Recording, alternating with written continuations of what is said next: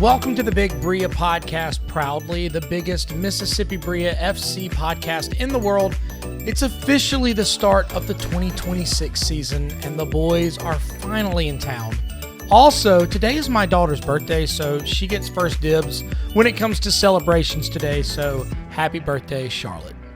Of course, as always, the Big Brilla Podcast is proudly brought to you by the Taylor Group.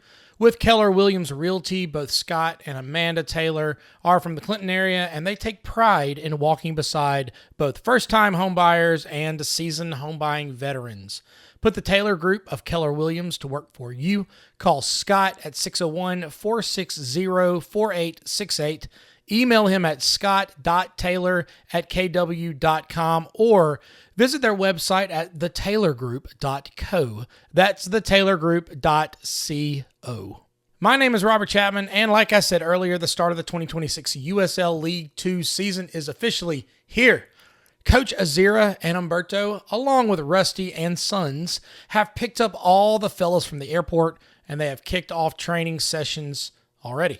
Rusty's eldest son, Luke, who is a former Brilla player himself, he had a storied college career of his own. He will be helping out this season as the next-gen director. That kind of foresight is clutch when it comes to having a long-range plan for the team.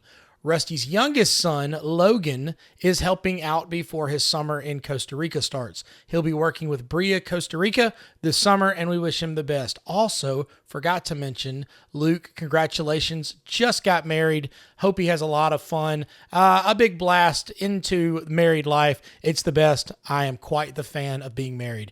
If we take a look around the league right now, especially in our Mid-South division, after the first two matches were played on Saturday, May the 16th, the Louisiana Crew sits at the top of the Mid-South table, defeating Memphis FC 1-0 in Memphis's inaugural match. They have a home match coming up, and of course, they will be looking for their first win on home turf. Next, we've got Red River and HFC. They sit in the 2 and 3 spots after a 2-2 draw. Red River struck first off a goal from Dennis Kalanzi, a name to remember, but HFC answered the bell after the first goal and then the second goal. So they tied 2-2. Competition is going to be strong, and it already is right now in the Mid-South division. That leaves 3 teams in the Mid-South that are waiting to begin their season this week. Jackson Boom from Jackson, Tennessee. They travel to Red River on Friday, May the 22nd. And Little Rock, they won't have their first match until, I believe, May the 23rd when they come here to Clinton. After week 1, we'll have some sort of an objective measure of how the teams line up in the table. So let's talk Mississippi Brilla FC. Mississippi Brilla FC will hit the road to take on the Louisiana Crew for their first game of the season on Wednesday, May the 20th. And then they will come home and take on the Little Rock Rangers at the new home of Brilla matches, Robinson Hill Stadium on the campus of Mississippi College. That will happen on Saturday, May the 23rd. I'll be out of town that match, so my friend Will Nations will be calling that on play-by-play. Will is a fantastic guy. You will hear more from him this season. He'll do a fantastic job, and we hope that our boys will do a fantastic job.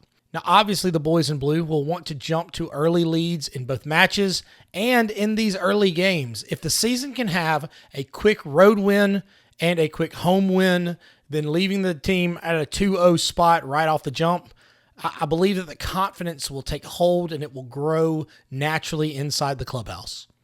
I had a chance to sit down with Mississippi Brilla FC's coach Mike Azira, and we talked about how he gets a group of guys from all over the globe to become a true team in such a short amount of time, on top of working in tactics and schemes to rack up wins. What was kind of your game time routine of getting ready before a match? Did you have something that you kind of walked through that you thought, did you listen to music? Did you kind of go through a prayer? Did you, how did you ever get ready for matches? It starts like the day before. Yeah. Yeah, like I would usually first thing is sleep, and I don't even have like good meal. I have a good meal before the game. Yeah. And then I make sure I sleep. My wife was really very supportive because by the time we had our first child, and then she would take the kid away Okay. So I'll sleep in the room by myself. So I get like 8 hours of sleep. I wake up in the morning, eat some breakfast, go take my walk. Okay. So on my walk, that's when I say my prayers. You know, I ask what I want to do Right. and reflect on the game and what I want to do in the game. I plan for the worst case scenarios. How can I get out of it? Things like that. So I was like, when I go into the game, nothing is going to get me off the field, what I need to accomplish. You kind of stay right in that kind of like a compressor. You don't let it get too high, too low. No. Even if I see people fighting or anything, it doesn't bother me. Yeah. You know, I'm like, you can't do anything to me, you can't distract me. Because there are those players that it's very easy to poke and prod. And sometimes it's even part of the game plan of go in, get them riled up. So, because like, you know, we always do that. Even you two want to get some people riled up. You know, like if I do this to him, he'll get off his game. You know, so, but you know, it's nothing crazy. That's good. I've always wondered because everybody's got something different, and it's funny how it goes from different sports. Would it be different if you were playing like an early match, if it was a noon or 1 o'clock versus primetime match and 7 or 8 o'clock at night? Would you just shift, or would it be different? Yep, just shift. That's good. So you're here in back in Clinton, Mississippi, year 3 with Brilla as the coach. What's it like kind of coming in 3 years in versus that first year when you were here? Brilla is like home, you know, for us. You know, it's the people, they're welcoming, and so it's always like coming home. So like we never stress about it, which helps too that, you know, my wife's family lives in Madison. Yeah. So like coming home to Rusty, I used to live in Rusty's house. And Dave Dixon's house, because Dave Dixon used to live next door. So it was like coming home, you know. It's never too bad. Yeah. But it's always exciting. What about inside like prepping for your team? Is kind of having an established area, is it easier? I feel like this is a dumb question, but is it easier kind of going in established that you've been here a while, everybody kind of knows your flow versus that first year where, okay, this is a new guy, what's it going to be? Because like we mostly tend to bring a lot of new guys, and I think, you know, you already, you know, your routine, what you want to achieve, what you want to do. But at the end of the day, it's like, you know, how can I get, my task is for them to get them settled in, you know, and to build a trust and to build a team to play the first game. Those are the biggest tasks to get, like biggest hurdles. You know, like all these players that come from a different background, different schools, different style of play, and you can't teach an old horse to, you know, new tricks. So it's very difficult to change their habits, and that is my hardest thing to deal with. So that's one thing I always worry about. I'm like, you know, hopefully I pray for them, hopefully they're teachable. Yeah. You know, and they're open to learning, and, you know, those things like so that they're open to each other quickly and to gel quickly. That's the most important thing. Because like the teams we compete with, like some of them have been training for 2 months. Some of them have been training like for 3 months. So these are the teams we train with. But, you know, it's not an excuse or anything like that. But it's very, very important because we respect you know, they have to finish school first, no matter what, you know. And so that is always our big task, to gel them like right away. How are you seeing this team? You know, you've got a small handful of training sessions under your belt. The group is with each other all the time. They're eating meals together. They're training together on the pitch. They're going to work out at the Healthplex here in Clinton. How have you seen this group? If you had to grade them on them, I don't know, joining together, their camaraderie, their brotherhood, how are you seeing that? And what kind of expectations do you have for them in that arena of brotherhood? Yeah, to me, like in today's training, one thing I told them today, what I enjoyed the most, like the training was fun and all that kind of stuff, but we were doing our fitness scene, and like you could see them encouraging each other. Like to me, that gives me joy, you know, and I'm like, at least they're starting to care about each other. And, you know, like in a soccer game, it's very important to, you know, like to support each other. So, but that gives me joy to see them doing that. Like it was tough. I tried to do some running with my boys. I'm like, guys, I'm done. You know, they had to do 6 runs and I only did 3. I was like, guys, that's good for me. But, it was like you run around them and they're like, hey, guys, keep going. That is good. Keep going. We're almost there. So that helps a lot, to see that coming in, happening on the second of training. Yeah, yesterday I was at the training session, and it was a consistent refrain that I heard was communicate. Granted, it was, they're playing the purple, the pink, and the green teams were playing against each other. The defense was in the middle, offense were on the outside. And you kept saying, communicate. That's got to go beyond just passing. Why do you think it's so important to make communication as a foundation of your team? We are social creatures. So if we don't communicate, we don't associate with each other, it's difficult to build trust. So I always tell them, guys, get to know each other. And us too, like as coaches, it's our job. And I tell them, I want you to know that you're more than, just mere soccer athletes. I want you to know you, and I want to know you on a personal level, like who you are, why you're here, what's your goal, where you're from, brothers and sisters. What do you want to do with your life? How can we help you? So when you break that ice, fast, and then maybe you can get to someone, So that's why I'm like, start talking to each other, and where they stay, like, Mississippi College did such a good job for us to be able to give us a place to stay. But them staying together in the same building, like, it's very important. You get to know someone, where they come from. Like, I'm like, guys, talk to each other. Yeah. Because it starts from off the field. If they don't like each other off the field, there's no way they're going to be together on the field. You've got a lot of guys from, you said different schools, different countries, different languages. So they're all being put together in the pods over there. It's wonderful. They're all packaged together, so there can be one gigantic family by the end of the summer. But putting them together started long before the sun came up and it started getting hot. This was a recruiting process. What is your thoughts when you start putting together tactics for recruiting? Who are you looking for? What are you looking for? And how do you grade that? Yeah, so we have like some qualities we look for. And one of them is, it's like we look for leaders.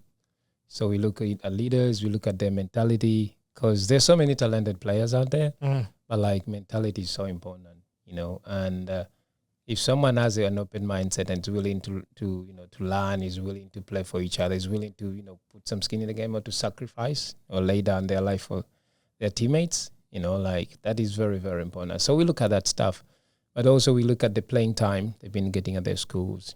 But also we look at the year they are in school now, because you don't want to bring seniors. Seniors are great for the experience, but at the end of the day, they're not playing in spring. Right. So we want people who have been, like they have good numbers, they've been playing, and good leaders. They've been playing a major role on the team. So we look at those factors. They're really important, because if you bring in someone as a senior, they come in at their unfit. So because we have a very short time to get the team ready. So we want people who've been playing during the season and then playing in spring as well. So we look at different, variables before we bring in people. You had tactics for putting together this recruiting roster. Now you've got them together. You're training a bit. What goes in the mindset of grading of, all right, who's my first starting 11 for the first match when you've only gotten to see them for maybe 10, 11, 12 days, and then those that you're going to put in as reserves, and then even further down the road, how do you grade of what you're looking for those that will play? No, because like we evaluate them like the first training, we let them just play. Yeah. So that helps us to evaluate who is ready, who is not ready. Can this fit in this position? Can it fit in our ideas the way we want to play? So evaluation is very, very important. Are they healthy? Are they ready to play? Are they willing to learn or are they willing to adapt to what we want to do as a team? So evaluation plays a big role. Then from there we start to build set our objectives, and we share a vision with them, and then from there we start to plan the entire thing. Because sometimes you don't know what you're going to get. Like you look at someone during the season, they're playing, right? Right. But then sometimes you don't know what's happening in between. Is he going to come ready, or what's going on? So those things are important.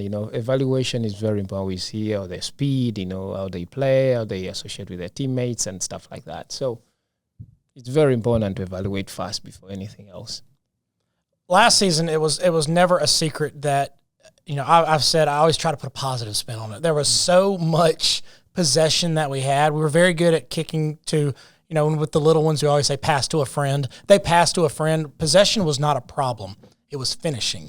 So was there any kind of intent in moving forward and finding those that you think could draw first blood or at least find the back of the net on a consistent basis? Yeah, and that is something, it's one of the biggest tasks, even at any club, you support Arsenal, your goals are coming from set pieces. That's hope, we got to finish the season out. We're trying to give it away. We're going to be the best second place team consistently. We got to finish it out. No, don't be like that. You better win it all.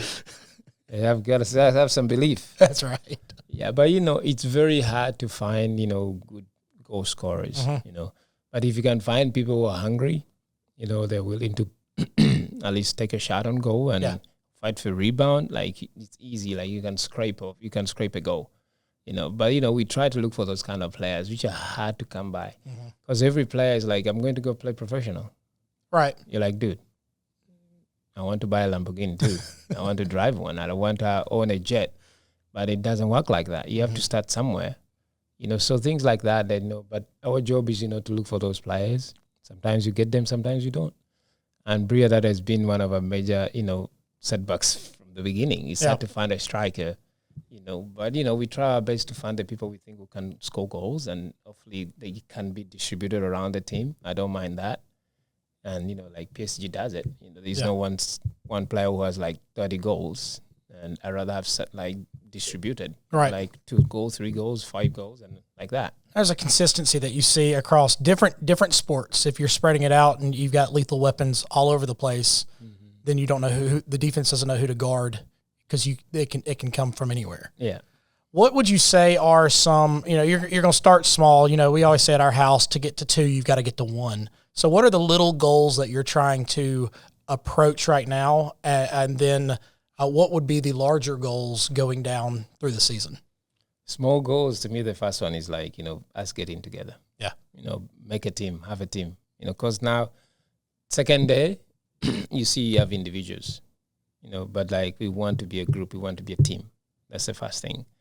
Our biggest goal is, we always want to win a championship for this place.